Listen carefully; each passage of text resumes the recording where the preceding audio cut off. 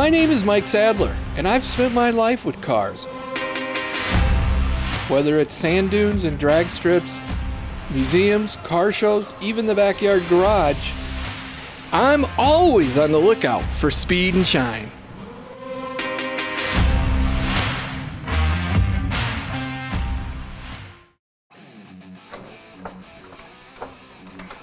Hey, welcome to the 4th episode of Speed and Shine.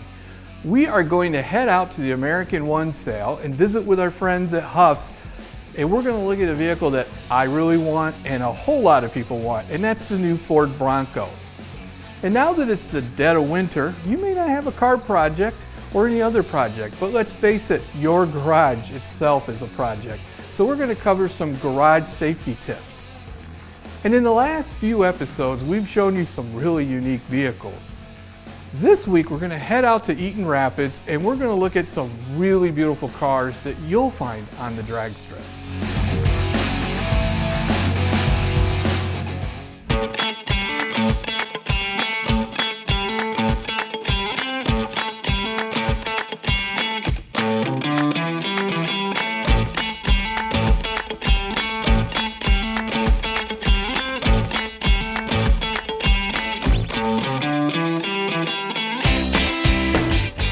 Today we're in Eaton Rapids, Michigan.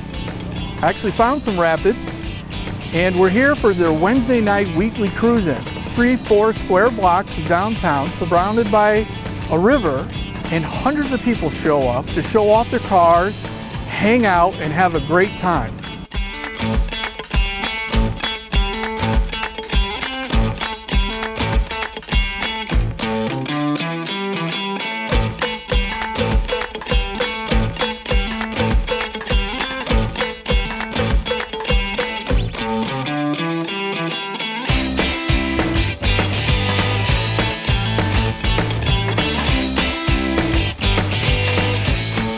What a great looking car. Thank you. Tell us what it is. It's a pro-streeted 62 Nova. It's been a race car since 1963. I bought it with 12,000 original miles on it, but unfortunately they're all a quarter mile at a time. Spent 2 years putting it back the way it is now. So it was kind of a beat up race car when I bought it, but it was a good solid start for a pro street car. I see you've done a lot of work here in the rear end there. Yeah, that's all polished aluminum. Some of it's leftover race car stuff, some of it I've done. So I've redone the car from front to back. It's a fuel cell? Yeah, it's got a fuel cell here, but it's also got one underneath. It's got 2 fuel cells in it. Okay. And that way, because this only gets like 6 miles, 5 miles a gallon. So if you're going to drive it very far, you got to have a lot of gas. Right. And you got some really big tires on the back they're 18-inch wide Hoosiers. And the spoiler here? Yeah, I made that. That's a wing that I made. It had a wing on it when I bought it, but it also had a fiberglass trunk, and I didn't like it, so I put a steel trunk on it, made a new wing, made the struts. I worked in a machine shop, so I have all the goodies to do stuff with. Right. So I guess with all this, there must be something up front that requires all this, right? Yeah, a little bit of something. Big black Chevy, it's 468 cubic inches. That's a 671 Dyer's blower. At the flywheel, it put out 720 horsepower, and that's underdriven 7% underdriven on the blower. So there's more there, but I never race this, just a street toy, so I just run it the way it is. It's got a 2-speed power glide transmission in it. It's still got the trans brake, line lock, still got all the race car stuff on it. So it's a handful. And that's probably why you got it looks like a full roll cage in there. And yeah, it's roll cage. I got the sidebars out. They're removable, and so it's easier for an old guy to get in and out of this with the sidebars out. But sure. Yeah, they're. Did you do the aluminum work in the back too? Yeah. So how much of this have you done yourself? All of it? All of it. Beautiful. I painted it. I did the suspension, everything I've done myself. The motor came with the car, and everything from there on I put together, and it's got a 9-inch forward and rear end in it, and I've taken the gear out, put a more street-worthy gear in it. So yeah, it's got coilovers all the way around, so pretty much from front to back. And you just basically take it to cruising like Yeah, this? take cruising, yeah. I mean, you can't really roll down the highway, right? It does. It'll go down the highway fine, but it gets really bad mileage and it gets really hot inside. So I have an enclosed car trailer that I take it to. I pull it behind me and take it to car shows. Yeah. And I take it you don't really drag race it then? I raced it a couple times when I first got it just to see what it would do, but it's wicked fast, and it needed slicks and it didn't have them, so I wasn't real successful at it, but it was a thrill. So I raced when I was a kid. I raced all over Onondaga Dragway all the time. So, but yeah, it's just a toy.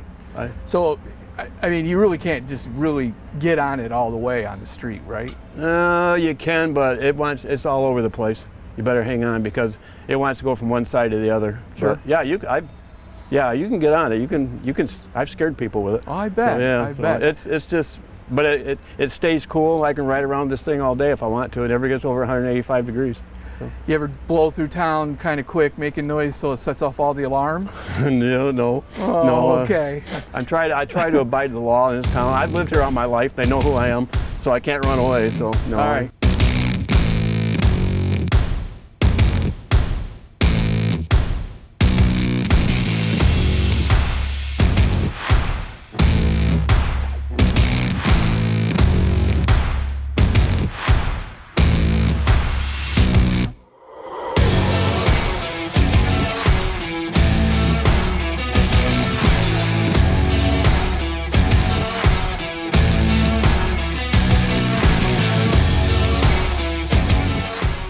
Greg, what a beautiful car. Well, thank you. It's a true SS-454. It's a 1971. Pretty much the stock motor that came in this car. It's got a roller cam in it, solid lifter, just Samgiano heads, fuel injection. Got about a 780 lift roller cam in it. Runs pretty good. The fuel injection, supercharger, ProCharger, hitting about 10 pounds of boost, about 6,500 RPM. Just dynoed at just under 700 horsepower at the back wheels. Well, that's not any factory horsepower. No, it's not factory horsepower. Runs nice and cool. Everything's set right. How long have you owned this? I've had it about 4 years now. I bought it from a Fowlerville garage sale. But it's that's how I got it. I saw it on a garage sale and I bought it. Garage sale. But it's, you've done quite a bit yourself. Oh yeah, here I under the car. Put completely everything it's done on it. Right. So what else have you? Well, it's actually put a Detroit locker rear end in it. It's 373 gears with Mauser's axles. I got a turbo 400 with a trans brake, just manual valve body. It's pretty much just set up. 30-inch tires. And I liked it, the interior. I want to say saddle, but that's probably not the right color. That is what it is. Yeah. It's saddle. It's a dark saddle. It really sets off with the red. You know, so often it'd be either black or white. Yep. And originally it was a black interior. Was it? Yep. Okay. So you chose this? No, I bought it with the beige interior in it. I kept the shifter how it is. It goes a little too fast for a drag strip. They've never let me go down it with what it's got. Sure. But yeah, the interior, that color really. But it's turnkey now. Good. Everything's just. It's still got 1971 brakes on it, so. Disc brakes, drum rear. Yeah, disc and drums. Yep. Really, the factory ones, huh? Yep. All been redone. Sure. The car sat for about 20 years, I would say, before I got a hold of it. Well, it's in excellent shape. Oh, I don't know how the guy stored it, but he just did a perfect job to it. Now, to get those larger tires, did they tub that or? No, it's I got them in there. You got them in there, yeah. Yep, you can feel it's a pretty tight little space right here. Yeah, that's real close. Yep, but they don't grow when you whole shot this. They don't grow. Right. They don't do anything. That's close. That'd make me nervous. Yeah, but I redid the complete interior back here. That took a few weeks. Took all new seals in it. It's all factory. It's got the factory jack. It's got everything all just how it was. Did you have to touch up the I did all new everything. Yes, I did all that new paint. Great job. I put a backup camera in it. Yeah. So that's in my mirror up there. So it's a little retro mod. You know. Yeah, that's cool. But it's just how it is. Got the original seals on it. So for me, this takes me back because when I was 15, my dad said, hey, here's some keys. You're going to be 16. You need to go out there and get the car going. Yeah. And it was a 71 307. Right? Oh, yeah. Malibu, had the vinyl top. And the quarter panels are rusted up to the lights, right? Oh, yeah. And all the brakes had to be replaced. the water pump, everything. The parts were in the trunk, he says. And I had to figure it out. And I learned a valuable lesson that day. Don't remove all the brakes and then try to put the ones on because you don't know they go back on. That was a valuable lesson. So.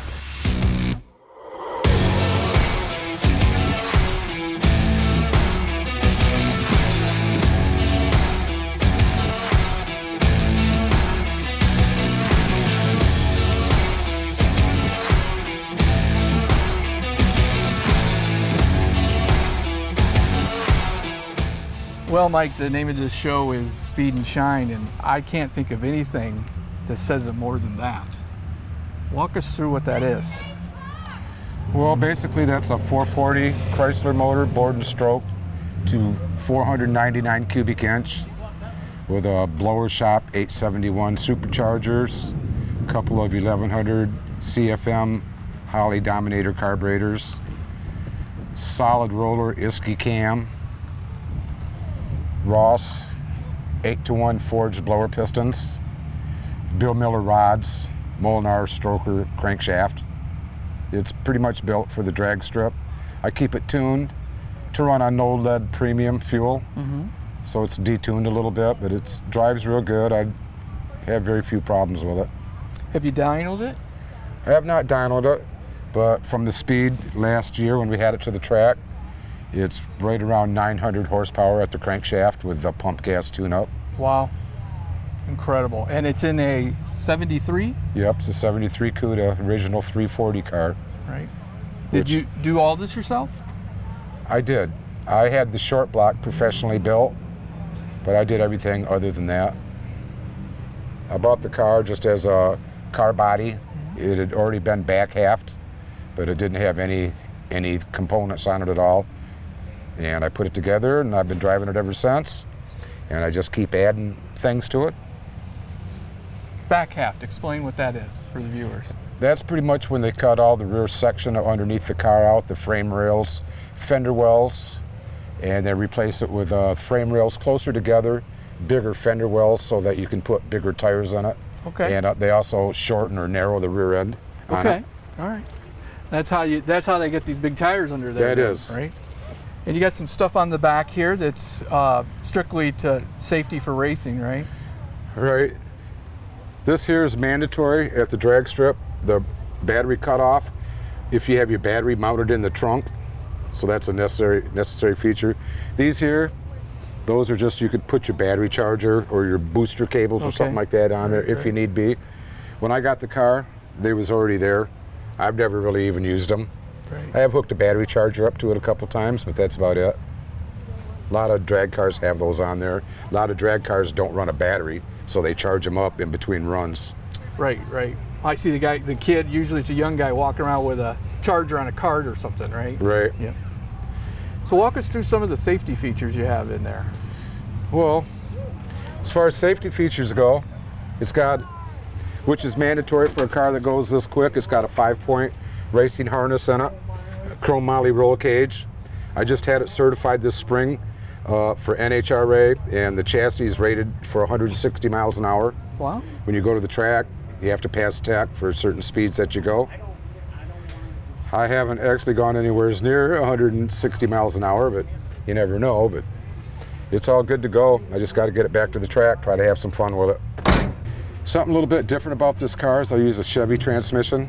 It's got a turbo 400 transmission in it. It's called an Ultra Bell, a conversion bell.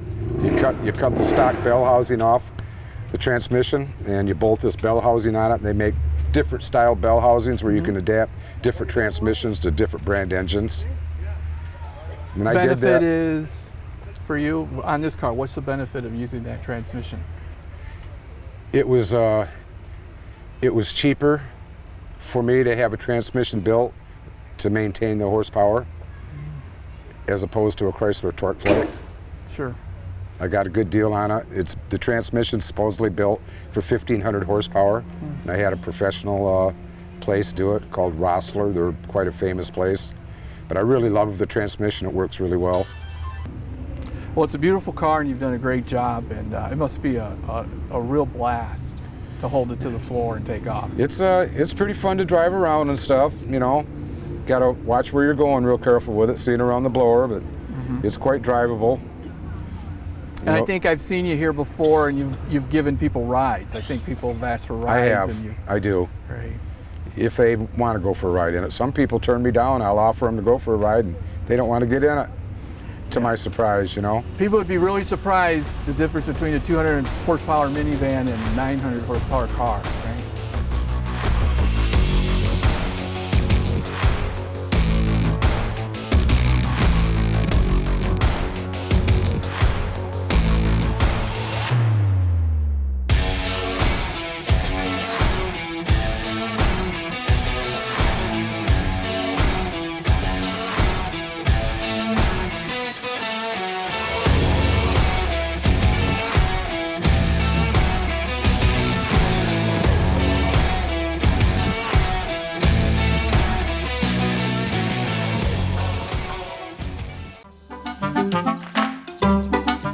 When Hannah makes a claim with America's Preferred Home Warranty, she's able to choose her own licensed contractor for the repairs.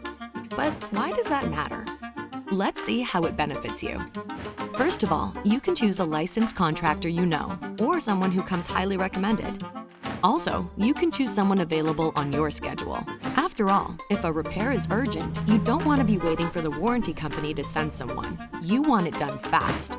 When you choose, you're in control. Your claim is determined using an independent assessment from your licensed contractor. And you can apply your claim payment to the parts and equipment that work best for your needs and budget. Finally, Hannah loves that choosing her own licensed contractor keeps money in her local community, which is a win for everyone. Just remember to always reach out to APHW before starting repairs. It's good to have a choice, and choosing your own licensed contractor with America's Preferred Home Warranty gives you the flexibility and control you deserve.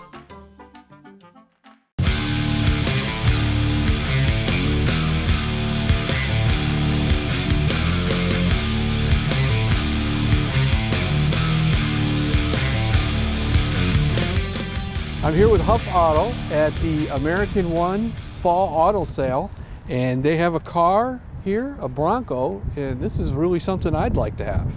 Dean, can you tell us about this? Yeah, it's a 2021 model. It's the Black Diamond Edition. Really well equipped, and it's the full-size Bronco, not to be confused with the sport model. These are a bit harder to come by these days. This is the soft top model. Incredibly low miles, I believe under 200. It comes equipped with navigation system and of course all your other comfort and convenience features, power windows, power locks, power mirrors, cruise control, what have you. I believe Apple CarPlay. Have you had a chance to drive this one? I have, yeah. These really enjoyable a ride for being a bigger vehicle. Yeah. And it's black, so it's a great color. Right, can't go wrong with black. So is this one of the more expensive, more desirable models? It is, yes. I believe they do offer a higher package than this, but for what you're getting, yes, it's very well equipped for the price. All right, so let's look at some other features. Yeah, let's go.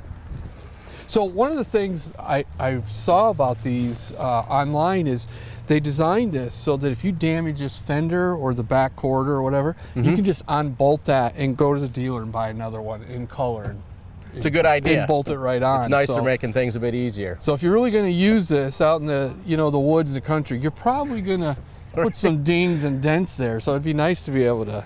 If you're going to be taking it off road. Right. And the wheels, they got the little Bronco in the center of those. They do actually. If you look, they put the Bronco emblem all over this vehicle, including all the way down. If you look inside, up in just the small one, up in here, the small details of the Bronco there. Yep. You know, the back of the headrest. I know we haven't gotten to the inside yet, but they just put the Bronco everywhere, and I think people like that. They're like Easter eggs. Jeep and a few others do it, and everybody tries to find them all and list them all. So that's kind of what they're doing there. But yeah, very unique. Well, there you go. You got some more Broncos. More Broncos. Pretty awesome dash. I'm gonna hit that button and start it up. Hey, you mentioned the grab handles, right? Yeah. Easily located right here to get in and out of it. Right. Or if you are doing the off-roading, something to grab onto for those oh moments, if you will. That's right. If you're going to be using it, you're going to have those. Right. There's probably the front diff lock and some different things there. The Bronco, yeah, they off-roading. truly made it for off-roading. You even got some, look like pilot switches, like on an airplane or something there for auxiliaries. You could probably hook up some lights and stuff. Yes, yeah, a lot of auxiliary ports, which is nice because if you look at a lot of its competitors, they don't have those readily available. You have to add them, and then you look at an aftermarket piece, it doesn't look good. With this, it's a nice fit and finish. Yeah, I mean, you know how that metal tag, it says Ford Bronco, built in Dearborn. You know, the fit and finish of this is really nice for something that you're going to be taking out and, you know, hurting it a little on the weekend, right? Well, and the seats too, if you notice the seats, it's almost like an all-weather type of seat, the feel. It's like it could get rained on, and it's not going to have that moldy smell. It's going to repel the elements. Yep, brush it off, wipe the water, and go. Or in real life situations, you roll down the window on a snowy day. Yeah, that's right. And I think there's some drain holes in the bottom. Is that what that is? For those days with a lot of snow coming in, I guess, yes. You open that up and let out the water. That's They have awesome. them in front and in back. So, you know, even though this is a weekend warrior, you can still take it to the grocery store, right? It makes it really easy to get in there, put your groceries in. You Oh, don't yeah. have to fiddle with the top at all or anything. It's even got toe strap hooks are there on the back, and just like the front. More Bronco emblems. Little extra storage. Protect a few things if you want. Oh, and those are your tie downs to tie something down, strap something down really good. Yeah. Wow. That's pretty awesome.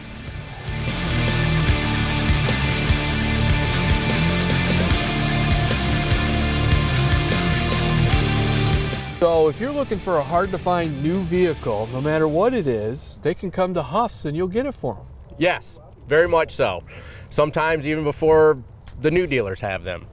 So we have not only this, the Ford Mavericks, which are still very much hard to find and very desirable. We have several in stock to choose from. Great. Yeah. So come down and see Huff's.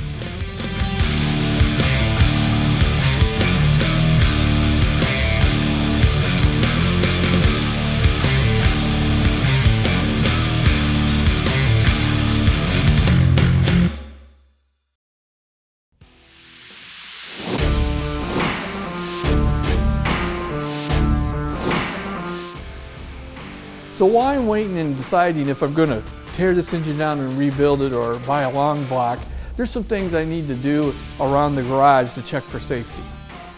Extension cords. All garages have it. We wouldn't get a lot of stuff done without an extension cord, but these can really be a safety hazard. So you need to check your extension cord regularly, make sure that it's flexible, there's no breaks in it, there's no shorts. And if you have a condition like this, man, this could really lead to trouble. You could short out your power tool, you could get electrocuted, or if you start wiggling that around, you could blow the circuit breaker. Having a garage without a fire extinguisher is like owning a house without a plunger. You're going to run into a number 2 problem. And you need to make sure that that extinguisher is by the door, so in an emergency it's quickly accessible and you can use it. You also need to check and make sure that it's full, and this one is not full, this one's empty, so it's going to have to be changed out. So you can purchase one at a hardware store or a big box store, and you put that up. And you're ready in case there's an emergency. Well, look at that. I got puddles under an old car. That's very surprising. But what puddles means is someone could slip and fall. You want to clean that up, dry it up the best you can. Get yourself some good quality floor dry and keep on that. You know, cover that up. Get those puddles dried up. So if your garage has some old fixtures like this and the light's kind of dim, that could be a safety problem. It's really easy to remedy. You don't have to buy some fancy light to string up or anything. You can go to any big box store and buy these corn cob lights. They're LED, they're super bright, they come out the bottom and the sides, and they are really easy to add some really bright light to make your garage safe to work in, and you might find that 10mm socket that you've been missing that you lost. Now look at that. How easy was that? So the largest moving object that you have in your house is your garage door, and it is a huge safety factor. So you need to make sure that you check it regularly.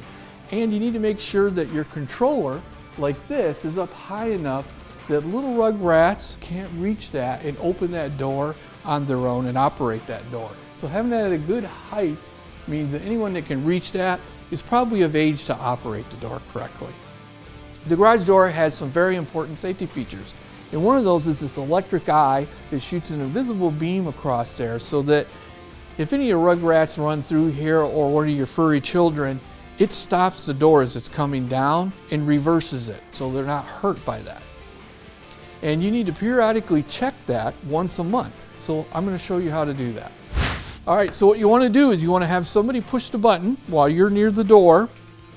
And as the garage door comes down, you're going to want to break that beam with your foot, just like that. And the door reverses. Now there's one more test we want to do after the door resets. And there's a sensor in the door so that if it hits an object, it also will reverse. So we're going to do that one next. And we're going to use a 2x4 to do that. We're going to place this 2x4 right there. And we're once again going to put the door down and see what happens.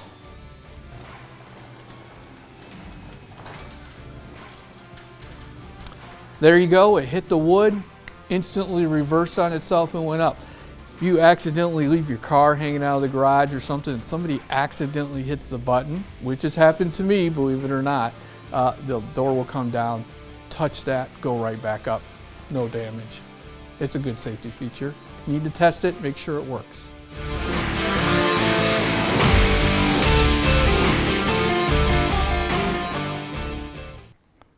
Hey, wasn't that a great episode? That Ford Bronco is really awesome, and I can't wait until my wife buys me one. And it's not usually a compliment, but those cars in Eaton Rapids, they really blew. Don't forget to check out our YouTube channel, Speed and Shine TV. We have over 50 videos, a lot of content to check out. Like, share, and subscribe. And until next time, keep folding those towels. To me, this is what I would do if it was mine. I would hug that.